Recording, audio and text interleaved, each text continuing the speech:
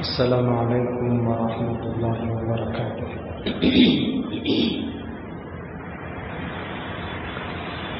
الحمد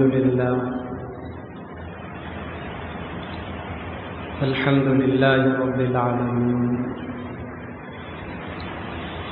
والعاقبۃ للمتقین والصلاة والسلام على سید الانبیاء وخاتم النبیین سیدنا و مولانا محمد وآلہ واصحابہ اجمعین، اما بعد فقد قال رسول اللہ صلی اللہ علیہ وسلم فی خطبته استوصوا بالنساء خیرا فإنما هن عوان عندكم او كما قال علیہ الصلاة والتسلیم۔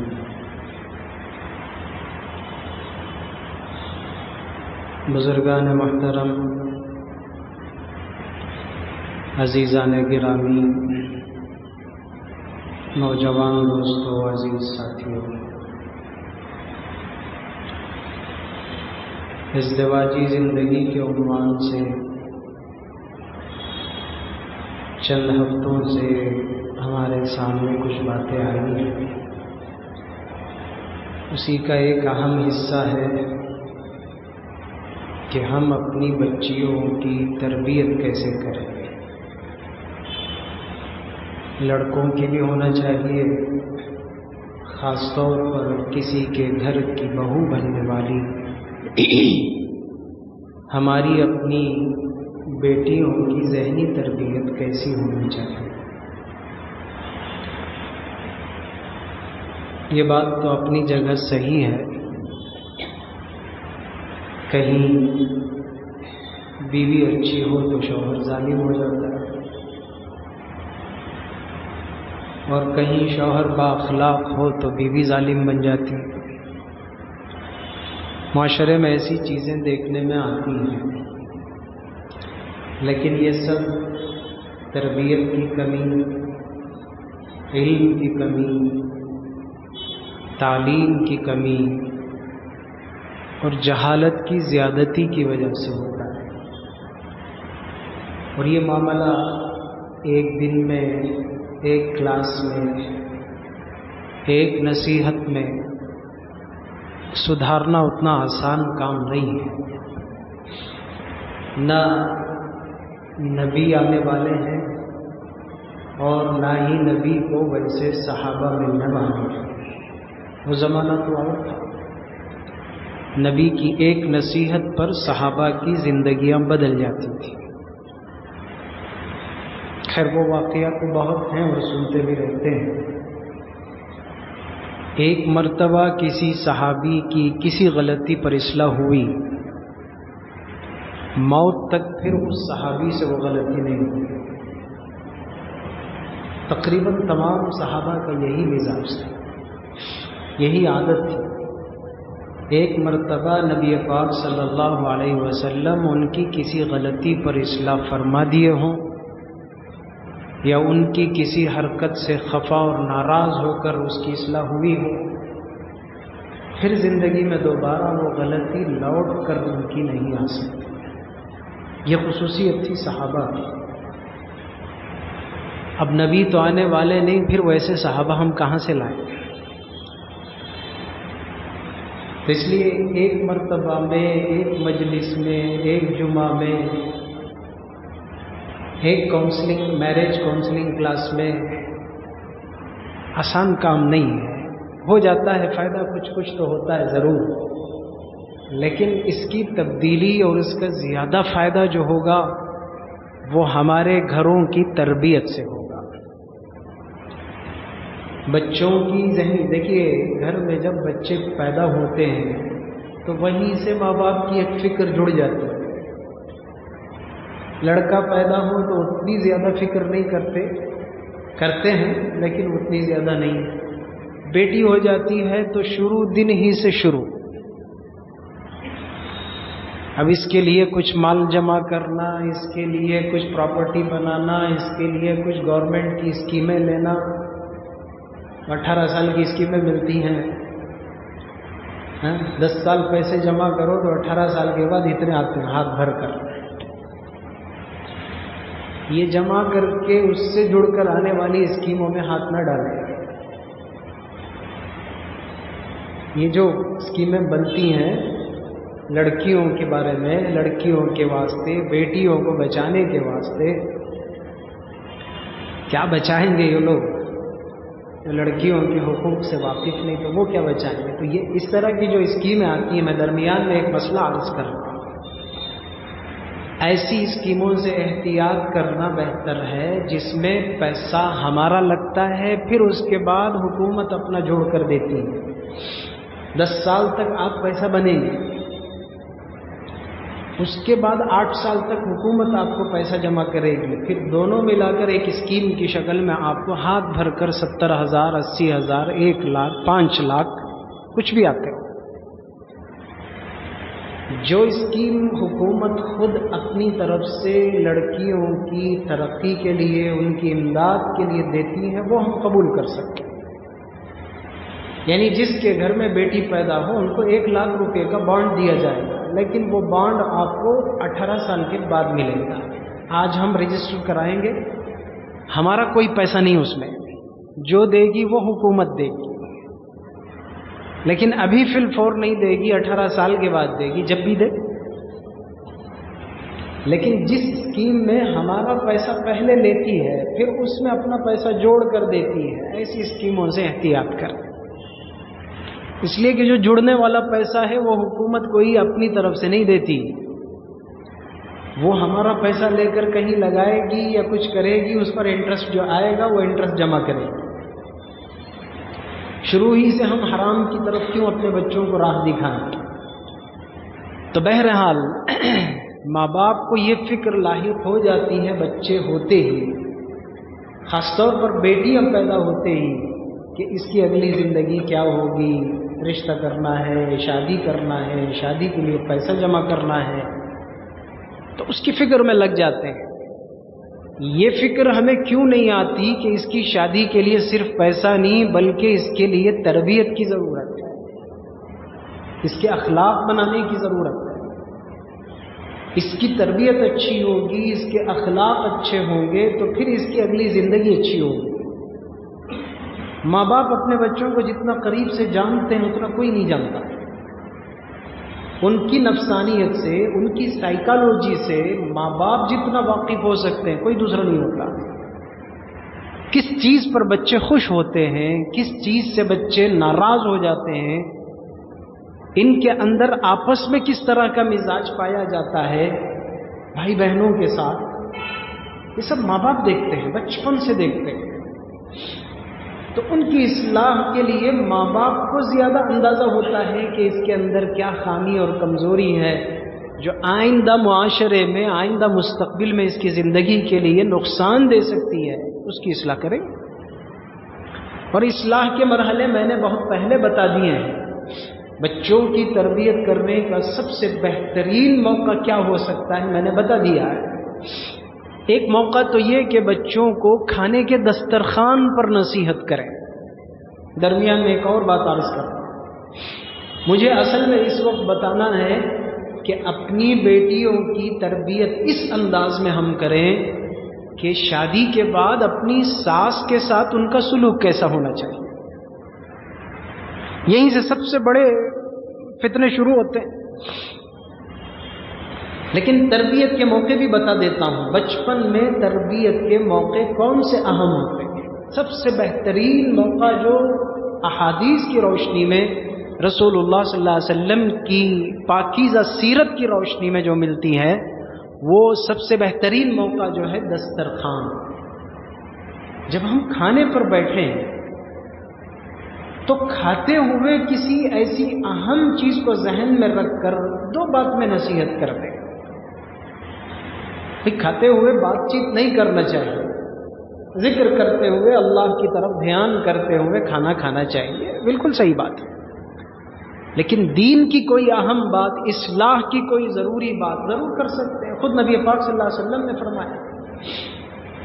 رسول اللہ صلی اللہ علیہ وسلم کھانے پر بیٹھے ہیں، ساتھ میں ایک اور صحابی بھی اس دسترخوان میں شامل ہیں. تھالے میں کھانا تھا، ایک برتن میں کھانا کھایا جا رہا تھا، حضور کا دست مبارک بھی اسی برتن میں ہے. ایک معمولی چھوٹے سے صحابی کا ان کا بھی ہاتھ جو ہے اسی برتن میں. کیا مبارک کھانا ہوگا وہ، اور ان صحابی کے لیے کیا بابرکت موقع ہوگا کہ حضور کے ساتھ ایک تھالی میں کھانا کھا رہے ہیں. لیکن چونکہ کفر سے اسلام میں داخل ہوئے تھے تو تربیت پوری مکمل نہیں ہوئی تھی. اب وہ کھانا کھا رہے ہیں تو کبھی ادھر سے لقمہ لے رہے ہیں، کبھی ادھر سے اٹھا رہے ہیں، کبھی سے یوں لے رہے ہیں. ذرا سلیقہ نہیں تھا اس میں. حضور نے ان کا اپنے بائیں ہاتھ سے ان کا وہ سیدھا ہاتھ یوں پکڑ لیا. دیکھیے کھاتے ہوئے نصیحت ہو رہی ہے. فرمایا کہ اپنے قریب سے اور سامنے سے کھاؤ. کل مما یلیک، اپنے سامنے سے کھاؤ. یہ یوں پورے تھالے میں پورے ایک برتن میں ہاتھ گھمانا، کبھی ادھر سے ایک لقمہ لیا، کبھی ادھر سے ایک لقمہ لیا، یہ طریقہ صحیح نہیں ہے. سامنے سے کھاؤ. حضور نے تربیت فرمائی. تو دسترخوان پر بلا وجہ بات نہیں کرنا چاہیے. بس ہنسی مذاق میں لگے ہوئے ہیں، دنیا کی باتوں میں لگے ہوئے ہیں. کھانا کھاتے ہوئے آدمی کی توجہ کھانے کی طرف ہو، اللہ کی اس نعمت کا دھیان ہو، ذکر ہو، نصیحت کی کوئی اچھی بات ہو، ضروری بات ہو تو وہ بات بھی کر لی جائے، کوئی حرج کی بات نہیں. تربیت کے لیے ضرور کرنا چاہیے. تو بچوں کی اصلاح کے لیے بہترین موقع سمجھا گیا کہ دسترخوان پر ہم بچوں کو ایسی بات کی کسی بہانے سے نصیحت کریں. کیوں؟ ذہن ایک طرف وہاں جڑتے ہیں اور بچوں کا دماغ بھی کھلا ہوا ہوتا ہے. ایسے وقت میں جو بات کہی جائے بہت جلد بچوں کو اثر کرتی ہے. تو اور بہتر موقع ہوگا کہ بچوں کی پسند والا کوئی کھانا آپ کھلائیں. دسترخوان میں آج کوئی اچھا اور بہتر پسندیدہ اور نیا ڈش ہمارے سامنے ہے، بچے بھی شوق سے اس میں جڑے ہوئے ہیں. بات میں بات یاد آ رہی ہے، برتھ ڈے کا کیک تو ضرور کاٹتے ہیں. کون؟ ٹوپی پہنے ہوئے مسلمان، داڑھی رکھے ہوئے مسلمان، دیندار مسلمان، اچھے مسلمان. عام مسلمان تو کر ہی لیتے. اب تو اس کی مستقل شاپس کھل گئے، اس کے دکان کھل گئے، اس کی بیکریاں کھل گئی، اور کیا کیا لوازمات ہیں اس کے برتھ ڈے کے، اس کی ضروری کیا کیا چیزیں وہ سب مہیا رہتی ہیں. فیملی کے ساتھ جاؤ، کاٹو، ہنسی مذاق کرو، تالیاں بجاؤ اور فوٹو لے کر واپس آ جاؤ. یہ کیک تو کٹتے ہیں، وہ ولیمے میں بھی کاٹ کر وہ ساری محفل کے سامنے کھلانے کی ایک رسم مسلمانوں میں ہوتی جا رہی ہے. اللہ ہماری اصلاح فرمائے.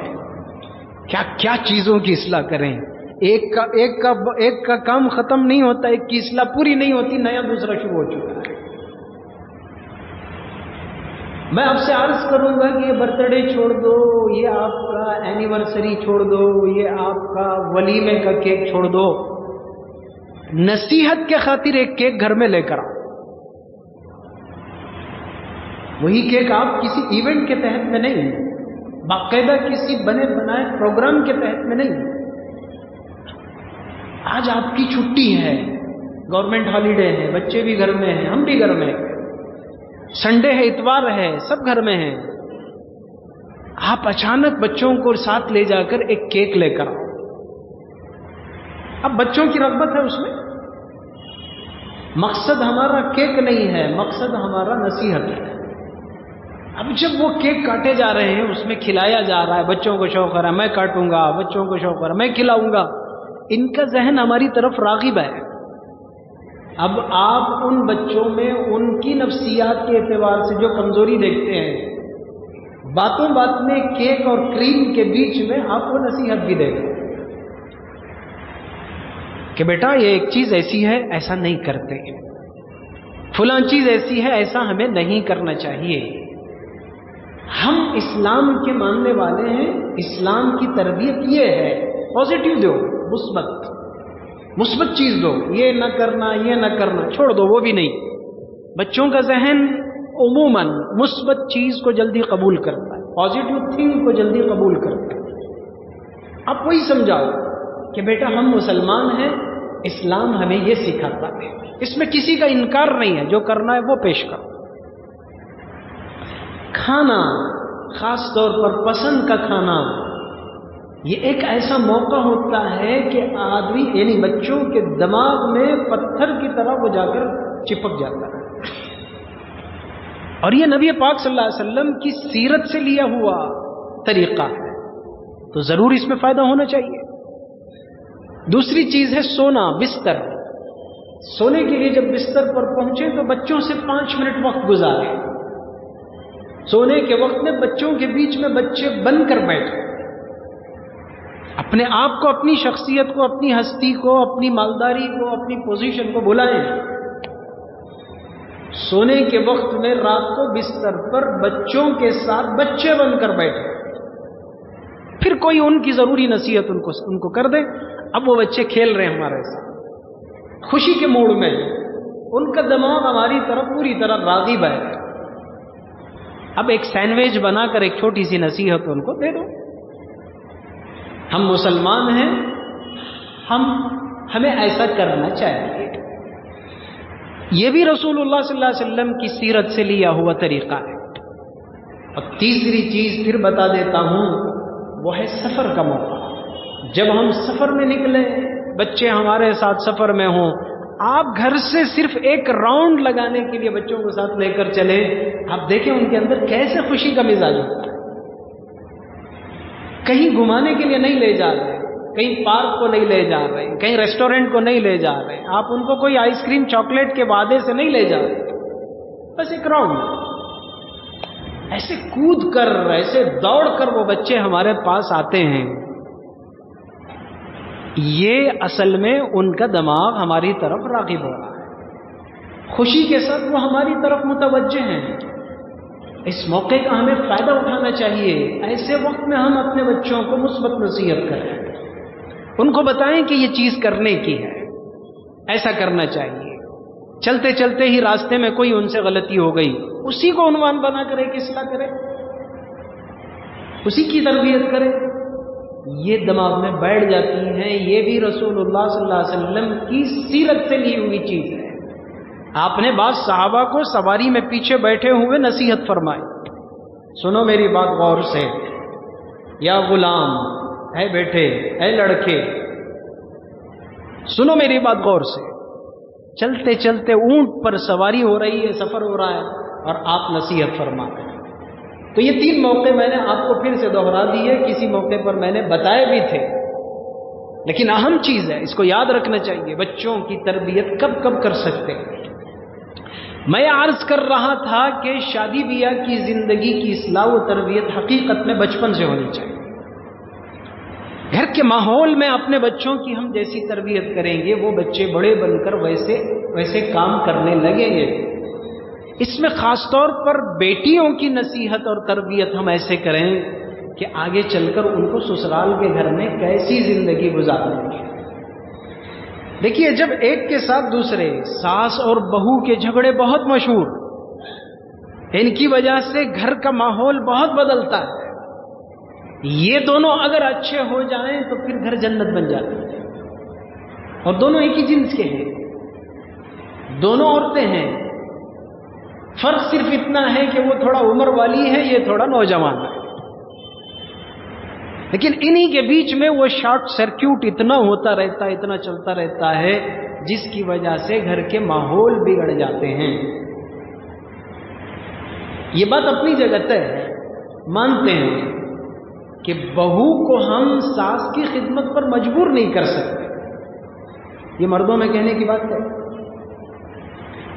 میں مردوں میں بیان کر رہا ہوں، مردوں میں کہنے کی بات ہے، ہمیں سمجھنے کی ضرورت ہے، اس لیے کہہ رہا ہوں۔ مجبور نہیں کر سکتے، خوشی سے کرنا چاہیے، اسے خوشی سے کرے، دعائیں لے، ان کی خدمت سے آگے اپنی زندگی بنتی ہے، اس کا تصور کرے، یہ سب ذہن سازی بچپن میں ماں باپ کے گھر میں ہونا چاہیے، ماں باپ کے گھر میں ہونا چاہیے، ورنہ اچانک ایک نئے گھر میں قدم رکھنے کے بعد ایک نوجوان لڑکی جس کی کوئی تربیت نہیں ہے، جس نے ازدواجی زندگی کے کوئی اصول نہیں سیکھے ہیں، کوئی کلاس نہیں، کوئی اس کا کل ہی ایک بات معلوم ہوئی، اس کے بارے میں کوششیں شہر میں چل رہی ہیں الحمدللہ، کافی دنوں سے مشورے ہو رہے ہیں، بہت سے مساجد والے اس کے لیے آمادہ اور تیار بھی ہیں، آپ حضرات کے ذہنوں میں بھی یہ بات ہونی چاہیے، انشاءاللہ بہت ممکن ہے اگلے مہینے سے اس کی کلاس شہر میں شروع ہو جائے، میرج کاؤنسلنگ کلاس، پری میرج کاؤنسلنگ کلاس، شادی سے پہلے شادی کے بارے میں کچھ تربیت ہونا چاہیے، اس کی کوششیں الحمدللہ چل رہی ہیں، ان قریب شروع ہو جائے گا، آپ اس کا تعاون کریں، اس کا ساتھ دیں، آپ اپنے بچوں کی شادیاں جب طے ہوں، ضرورت پڑے تو مجھ سے بھی رابطہ کریں کہ حضرت کہیں اس کی کلاس ہے کیا، کہیں اس کا موقع ہے کیا، کہیں تربیت کا، آپ معلوم کر لیں، ضرور اپنے بچوں کو وہاں بھیجیں، یہ ایک بہت اہم اور ضروری چیز ہے۔ میسور کے ایک بچے نے اپنی شادی سے پہلے امریکہ سے اپنی پری میرج کاؤنسلنگ کلاس کی ہے اور باقاعدہ یہاں سے انڈیا کی فیس دے کر اس نے سیکھا، اور یہ امریکہ میں سسٹم ہے باقاعدہ، 15 کلاسز ان کے لیے ضروری ہیں تقریباً، بعض مساجد میں کم، بعض مساجد میں زیادہ، وہ الگ، جب وہ کلاسز پورے کر کے اس کی سرٹیفکیٹ لیتے ہیں تو ان کو مسجد دفتر دیتی ہے۔ الحمدللہ ہمارے یہاں بھی اس کی کوششیں بہت دن سے چل رہی ہیں، اس کو جب سے دیکھ کر آیا اس وقت سے اس کی فکر ہے کہ کسی نہ کسی طرح ہمارے شہر میں بھی یہ کام ہونا چاہیے، بہت ضروری کام ہے، اچھا کام ہے، بہت سارے ساتھی اس کے لیے فکر مند ہیں۔ تو میں کیا عرض کر رہا تھا کہ یہ کام پہلے سے ہونا چاہیے، یہ تربیت پہلے سے ہونا چاہیے، ذہن میں یہ بات آنا چاہیے کہ بڑوں کی خدمت کو اعزاز سمجھو۔ دیکھیے، بڑوں کی عزت اور ان کے احترام کے سلسلے میں جو حدیثیں آئی ہیں، لیس منا من لم یرحم صغیرنا ولم یوقر کبیرنا، وہ آدمی ہم میں سے نہیں ہے، مسلمانوں میں سے نہیں، وہ آدمی ہم مسلمانوں میں سے نہیں ہے جو اپنے چھوٹوں کے ساتھ شفقت اور رحم کا معاملہ نہیں کرتا، اور جو اپنے بڑوں کی عزت اور احترام نہیں کرتا۔ اب آپ مجھے بتائیں، یہ بڑوں کی عزت کرنے کا تعلق کیا صرف علماء کے بارے میں ہے؟ یہ بڑوں کی عزت کرنے کا تعلق کیا صرف اپنے دادا دادی نانا نانی کے بارے میں ہے؟ یہ بڑوں کی عزت کرنے کا تعلق اس سے زیادہ عام ہے، حدیث میں کسی کی قید نہیں، یہ نہیں کہا گیا کہ تم فلاں بڑوں کی عزت کرو، مطلق بات کہی گئی، وَلَمْ يُوَقِّرْ كَبِيرَنَا، جو ہمارے بڑوں کی عزت نہیں کرتا۔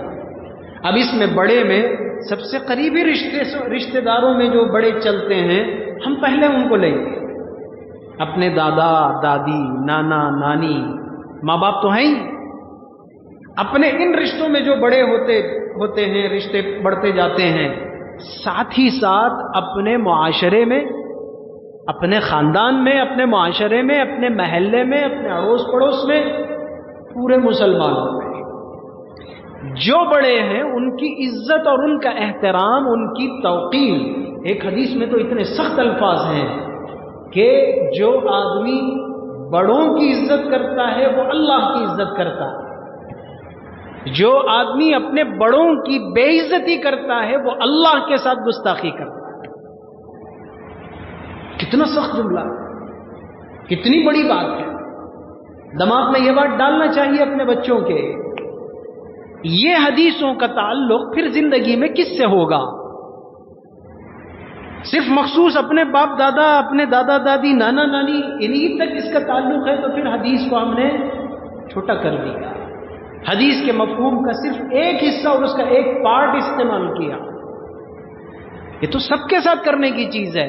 ایک بات اور بتاتا ہوں، باہر جب ہم چلتے پھرتے ہیں، باہر کبھی اس کا اتفاق ہوتا ہے، ہماری ساس، مجھے یہی عنوان بتانا اس لیے، ہماری ساس کی عمر کی کوئی عورت کسی بھی ضرورت میں، کسی بھی مدد اور نصرت میں، میرے کسی بھی تعاون میں اگر سامنے آ جائے، ہم خوشی سے کرتے ہیں کہ نہیں کرتے؟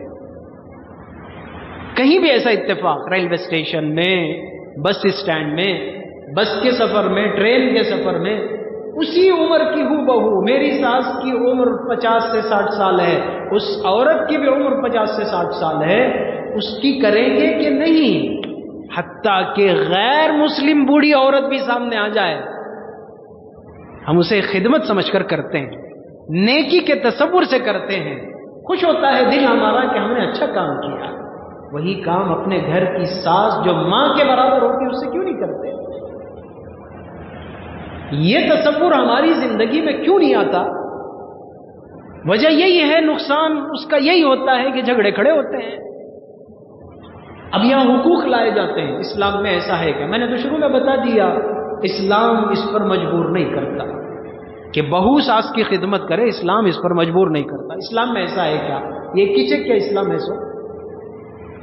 ہمارا سوال یہ ہے ان عورتوں سے، ان لڑکیوں سے، ان بہو بیٹیوں سے، کیا اسلام یہ ایک ہی چیز میں ہے؟ اچھا، آپ ساس کی خدمت میں اسلام پوچھ رہی ہے، سسر کی جائیداد میں حقداری جتاتی ہے، وہ کہاں سے ملا؟ وہ حق کہاں سے ملا؟ بیٹا لینا نہیں چاہتا، بیٹا اس میں زیادہ انوالو نہیں ہے، بہو کیوں سامنے آ رہی ہے پھر کہ میرے شوہر کو ان کے ابا کی پراپرٹی میں حصہ ملنا چاہیے؟ آپ کو کیا حق ہے؟ یہاں اسلام کہاں گیا؟ یہاں شریعت کا مسئلہ کہاں کھو گیا؟ دیکھیے، بات حقوق کی چھینا چینی کی آئے گی تو جھگڑے کھڑے ہوں گے، بات حقوق کی ادائیگی کی ہوگی، محبتیں پھیلیں. آپ اپنا کام کرنے کی کوشش کرو، اس کو اعزاز سمجھو کہ کوئی ایک بزرگ، کوئی ایک بوڑھے، کوئی ایک عمر رسیدہ جن کی خدمت کرنے کا مجھے شرف مل رہا ہے، پتہ نہیں اللہ تعالیٰ ان کی دعاؤں میں، ان کے دل سے نکلنے والی دعاؤں میں میرے لیے کیا خیر رکھے ہیں زندگی کا اور آخرت کا. مجھے تو ان کی عزت کرنا چاہیے، ان کا احترام کرنا چاہیے. بہو کا سلوک اگر ساس کے ساتھ اچھا ہو جائے، ساس خود بخود نرم ہوتی ہے. حضرت پیر صاحب دامت برکاتہم، میں نے اس عنوان سے حضرت کی بہت ساری چیزوں سے استفادہ کیا. یہ میری کوئی حیثیت ہی نہیں کہ میں آپ کے سامنے بیان کروں، اپنے بڑوں کی چیزیں میں آپ تک پہنچا رہا ہوں، شیئر کر رہا ہوں. تو حضرت نے ایک جگہ ایک واقعہ لکھا ہے، جب یہ جھگڑے ہوتے ہیں تو اس کی بنیاد کیا ہوتی ہے؟ ایک دوسرے کو وہ ملنا نہیں چاہتے، قریب ہونا نہیں چاہتے. اس میں ساس کا بھی بڑا عجیب کردار ہو جاتا ہے. وہ بڑی عمر کی ہو گئی تو نوجوان بچیوں کی جوانی کا لحاظ نہیں کرتی اور اس کی ہر چھوٹی چھوٹی چیز پر اسے نقطہ رکھتی ہیں، حالانکہ بڑوں کو زیادہ سمجھ ہونا چاہیے. عجیب بات ہے. اس کا ایک انڈا کھانا بھی مشکل ہے، اس کا ایک روٹی بنانا بھی مشکل ہے، اس کا ایک اپنی خوشی سے، اپنے اختیار سے گھر میں کوئی کام کر دینا بھی مشکل ہے. یہ کیا زندگی ہے؟ کون سا گھر ہے؟ خود ایک عورت ہوتے ہوئے ایک نوجوان لڑکی کے ساتھ ایسا سلوک اچھی بات نہیں ہے. یہ گھروں کو بگاڑ دیتی ہیں. اس کا نقصان میں شروع عنوان سے بولتا آ رہا ہوں. ازدواجی زندگی، نکاح حقیقت میں دو آدمی نہیں، ایک لڑکا اور ایک لڑکی، یہ دو کا جوڑا نہیں ہے، ایک بہت بڑے پھلدار درخت اور ایک خاندان کی بنیاد ہے. اسی لیے تو یہ عنوان چل رہا ہے. گھر کی چھوٹی چھوٹی چیزیں، کھانے پینے کی چیزیں، کپڑے لتے کی چیزیں، برتن استعمال کرنے کی چیزیں، استغفر اللہ، لا حول ولا قوت الا باللہ، جس کی کوئی حیثیت ہی نہیں ہے. اور آپ کو اللہ تعالیٰ نے اتنا مال بھی دیا ہے، گھرانہ اتنا مالدار بھی ہے، وہ چھوٹی چیزوں سے آپ کا کوئی سروکار نہیں ہے، اس کو جھگڑے کی بنیاد بنا لیتے. سنبھل کر چلنا چاہیے، سنبھل کر چلنا چاہیے۔ حضرت نے ایک واقعہ لکھا ہے کہ ایک بہو اپنے ساس کے کردار سے بہت تنگ آ کر، پریشان ہو کر، انتہائی درجے مجبور ہو کر ڈاکٹر کے پاس گئی کہ ڈاکٹر صاحب میں بے حد پریشان ہو چکی ہوں، آپ میرا اس میں کچھ علاج کر دیں۔ کیا کر دیں؟ کچھ تو کر دیں، ختم ہی کر دینا چاہیں تو ختم ہی کر دیں، اور کیا کر دیں؟ میرا کچھ علاج کریں، میں ڈپریشن میں آ گئی ہوں، مجھے کیا کہتے ہیں مائیگرین کی شکایت شروع ہو گئی ہے، بیماریوں کا میں مرکز بن رہی ہوں، ٹینشن ٹینشن ٹینشن، گھر میں سکون ہی نہیں۔ ڈاکٹر صاحب بھی سمجھدار تھے، اسی لیے کہا جاتا ہے دیندار سمجھدار ڈاکٹر سے مشورہ کرو، شرعی مسائل ہیں تو ایمان والے دیندار ڈاکٹر سے مشورہ کرو، صرف طبی مسائل ہیں تجربہ کار سمجھدار اور با اخلاق ڈاکٹر سے مشورہ کرو۔ تو ڈاکٹر صاحب سمجھ گئے اس کی زندگی کے بارے میں، انہوں نے کہا کہ اچھا آپ کے دونوں کے بیچ کا مسئلہ ہے۔ اس نے کچھ داستان سنائی، ساس سے کیا کیا تکلیفیں اسے ہوتی ہیں، کیا کیا پریشانیاں ہوتی ہیں۔ انہوں نے کہا ٹھیک ہے اس کا علاج کر دیں گے۔ کیا علاج ہوگا ڈاکٹر صاحب، مجھے فوراً بتائیں۔ اس نے کہا ایسا کریں گے کہ آپ کی ساس کو زہر دے کر مار دیں گے۔ ٹھیک ہے کر دیجئے، ایک مرتبہ کا قصہ ہے، ختم ہی ہو جائے گا۔ بہو تیار بھی ہو گئی۔ ڈاکٹر صاحب بہت سنجیدگی سے بات کر رہے ہیں، انہوں نے سمجھایا کہ دیکھو یہ کام تو ہو جائے گا، میں آپ کو پوائزن دے دوں گا، آپ اس کی جو خدمت کرتی ہیں، اس کو جو ناشتے میں کوئی چیز دیتی ہیں، دودھ وغیرہ دیتی ہیں، تو اس میں ملا کر آپ اس کو دے دیں، وہ مر ہی جائے گا۔ ٹھیک ہے ڈاکٹر صاحب، لیکن ایک بات یاد رکھیں، وہ تو مر جائے گی لیکن آپ پر کیس ہو جائے گا، آپ اریسٹ ہو جائیں گی، آپ پر مقدمہ چلے گا، اور فلاں فلاں چیز ہوگی، اور اس طرح تمہیں قانونی اعتبار سے ٹارچر کیا جائے گا، مجبور کیا جائے گا، اس میں پیسہ خرچ ہوگا، اس میں یہ ہوگا، بالآخر آپ کو موت کی سزا سنائی جائے گی، بدلے میں آپ کو موت کی سزا سنائی جائے گی، اس کے لیے بھی آپ کو تیار رہنا پڑے گا۔ اس نے کہا یہ تو صحیح ہے، چلو ٹھیک ہے، میں تمہیں ایک دوسری چیز، دوسرا سلیوشن بتاتا ہوں جو اس سے بہتر ہوگا۔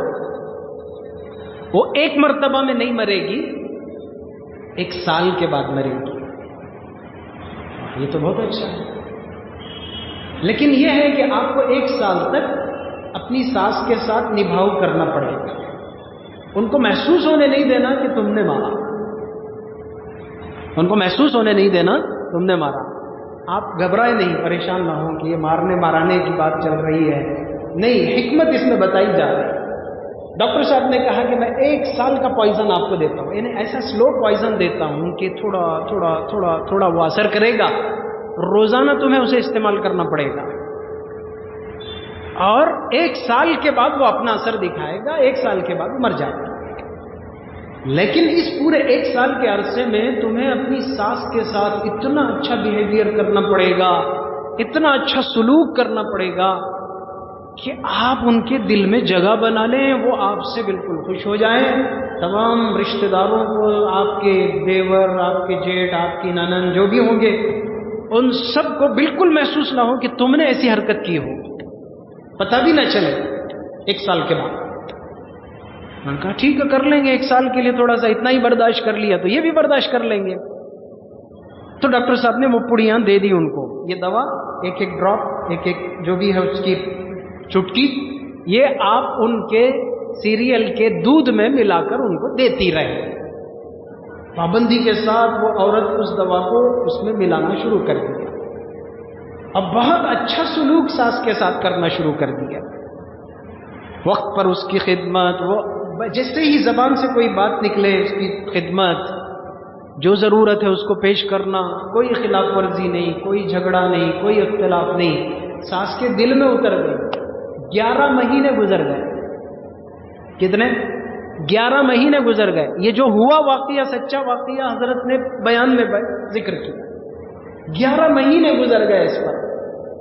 اب بہو دل میں بات چھپائے ہوئے ہے، ساس کو اس کا کچھ پتہ نہیں، لیکن دونوں میں اتنا زیادہ تعلق اور قرب اور محبت اور ایسا ان کا یہ بن گیا ہے رشتہ کہ ایک دوسرے سے انتہائی محبت کرنے لگے.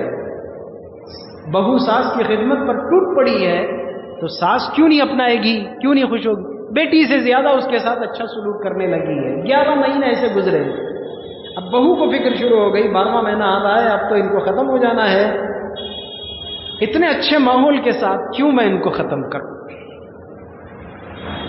اب تو یہ ویسی نہیں رہی جیسے پہلے تھی. وہ سلوک نہیں ہے میرے ساتھ جو پہلے ہوتا تھا. اب تو ہمارا اٹیچمنٹ بہت اچھا ہو چکا ہے. ایسی ساس کو مجھے مار دینا میرے ہاتھ سے اچھا نہیں لگتا. یہ میں غلط کر رہی ہوں. خود کے دل میں احساس ہونے لگا. دوڑی 12ویں مہینے میں ڈاکٹر کے پاس کہ ڈاکٹر صاحب آپ نے جو علاج دیا تھا میں تو کر دیا, آخری مہینہ باقی ہے, لیکن مجھے خود دکھ ہو رہا ہے, درد ہو رہا ہے کہ میری اتنی اچھی ساس کو میں کیسے اپنے ہاتھوں سے مار دوں. آپ کچھ تو اس کا دوسرا سلیوشن بتا دیں, کیا کریں؟ اچھا, اب آئی بھینس پانی میں لی. تو ڈاکٹر صاحب نے اب سمجھایا کہ ہاں دیکھو بات یہی تھی, میں نے جو دوا تمہیں دی تھی وہ کوئی پوائزن نہیں تھا, آپ کی سانس مرنے والی نہیں ہے. 12 مہینے پورے ہونے کے بعد بھی آپ کی سانس مرنے والی نہیں ہے.